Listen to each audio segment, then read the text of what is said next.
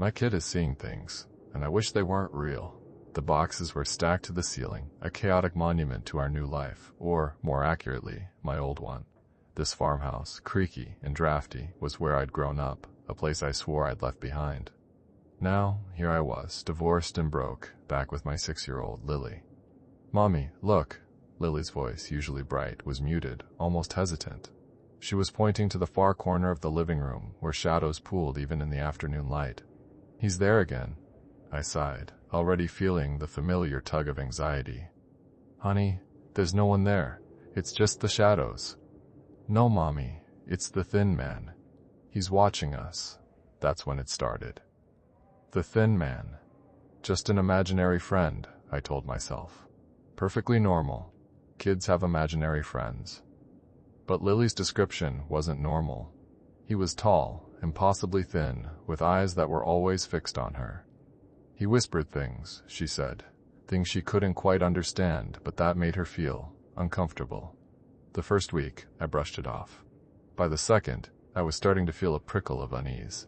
Lily was changing. She was quieter, more withdrawn. She wouldn't go upstairs alone, wouldn't play outside without me glued to her side. One night, I found her sleepwalking. It was after 2 a.m. The house was silent except for the rhythmic tick of the grandfather clock in the hallway. I woke up to an empty bed and a cold dread in my stomach. I found her in the woods behind the house, barefoot and shivering, muttering about the thin man wanting to play. "He wants to play hide and seek, Mommy. But he said I can't tell you where he's hiding." That was the first time I truly felt afraid. Dr. Albright, Lily's pediatrician, was unconcerned. "Imagination, Sarah. It's a coping mechanism.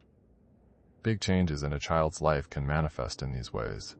He recommended a child therapist, patted my hand, and sent us on our way.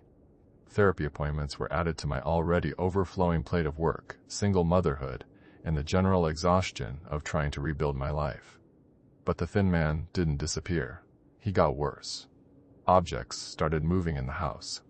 A book falling off a shelf, a picture frame crashing to the floor.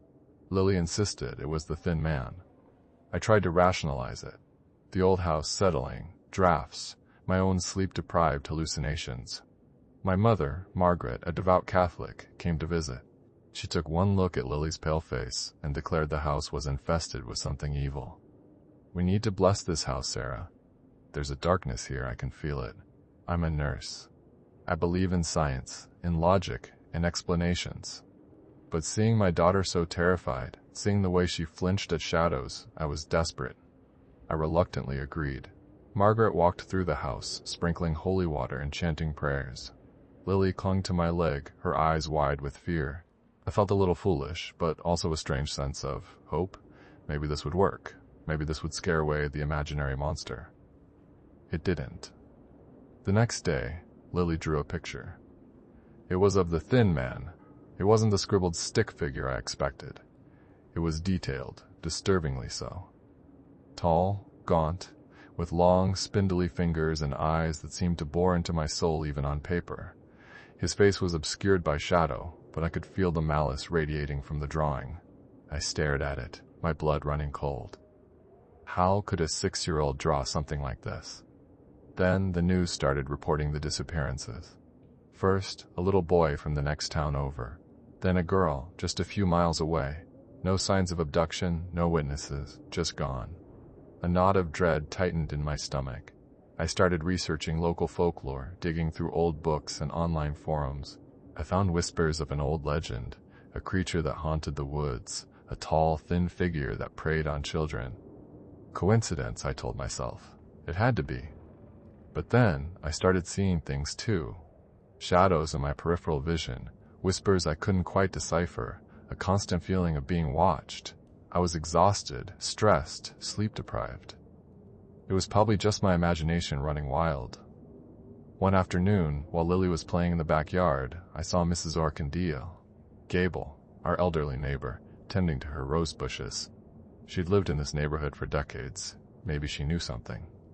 "Mrs. Gable," I called out, Have you ever heard of anything strange happening around here? Any old stories or legends?" She straightened up, her eyes, usually bright and cheerful, suddenly clouded with a deep sadness. "This land, it remembers," she said, her voice raspy. "There are things that live in the woods, things that are best left undisturbed. Don't let them inside, dear. Don't ever let them inside." Her words sent a chill down my spine. The next day, Lily was playing near the stairs when she suddenly tripped and fell. I rushed to her, terrified, but she was fine, just a few scrapes and bruises. "The thin man pushed me, Mommy," she sobbed. "He wanted me to fall. That was it. I couldn't dismiss it anymore.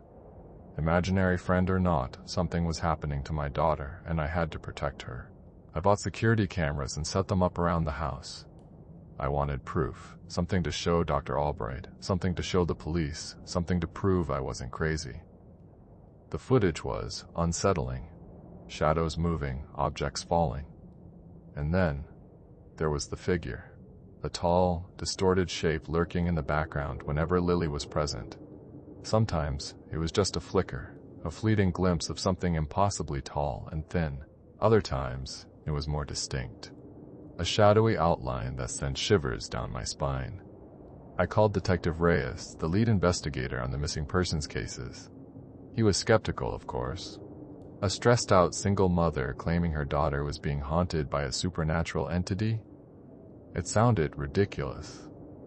But I showed him the camera footage. I showed him Lily's drawing. I told him about the disappearances, about the local folklore, about Mrs. Gable's warning. He didn't dismiss me outright. He said he'd look into it, that he'd keep an open mind. But I could tell he thought I was losing it. Then, Lily disappeared. It was late at night.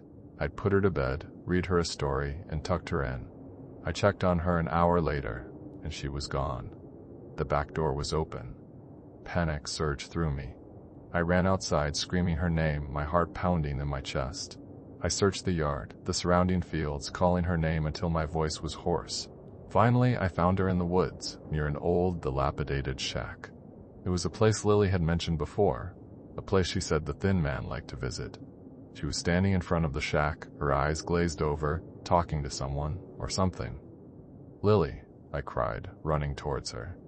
She didn't respond. I reached her and pulled her away from the shack, but something stopped me. An intense cold, a feeling of overwhelming dread, a voice in my head whispering promises of taking Lily away. I couldn't see him, not clearly, but I could feel him. A presence, a malevolent force that wanted my daughter. I fought back, screaming, clawing at the air, trying to protect Lily from something I couldn't even see. It was a struggle against an unseen enemy, a battle against pure, unadulterated evil. Then I heard sirens. Detective Reyes. He'd taken my concerns seriously, after all. He arrived just as I managed to drag Lily away from the shack. He saw me fighting thin air, screaming at nothing. He saw the terror in my eyes, the raw, desperate fear. He probably thought I was having a psychotic break, but then he saw it too. A flicker, a distortion in the air, a fleeting glimpse of something tall and impossibly thin standing in the shadows of the shack. His face paled. He didn't say anything, but I saw the realization dawn in his eyes. He believed me. He helped me get Lily back to the farmhouse. We barricaded ourselves inside, locking the doors, boarding up the windows. We were trapped, but at least we were together. But the thin man had followed us. I could feel his presence, lurking just outside the walls, watching us, waiting. Margaret arrived, her face grim. She'd heard about Lily's disappearance and knew what she had to do. "I'm going to perform an exorcism," she declared, her voice firm. "We're going to banish this evil from this house." I didn't know if it would work. I didn't know if it was even possible. But I was willing to try anything to save my daughter. Margaret began the exorcism. She chanted prayers in Latin, her voice echoing through the house. She waved a crucifix, sprinkling holy water. The house started to shake. Objects flew off shelves, crashing to the floor. Lily screamed, clutching my leg, her eyes wide with terror. The thin man manifested more visibly. His form became clearer, more defined. He was still tall and gaunt, his face still obscured by shadow, but I could see the malevolence in his eyes, the hunger in his gaze. He was coming for Lily. Margaret continued the exorcism, her voice growing stronger, more forceful. The thin man recoiled, his form flickering, weakening. The exorcism seemed to be working. The house stopped shaking. The objects stopped moving. The thin man retreated, fading back into the shadows. But not entirely. The story ends with us huddled together in the living room, exhausted but alive. The house is quiet, but I can still feel his presence.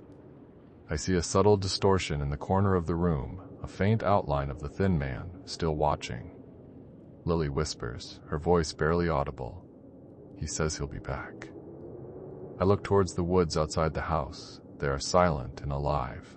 I have the sense that the thin man is in there somewhere, waiting.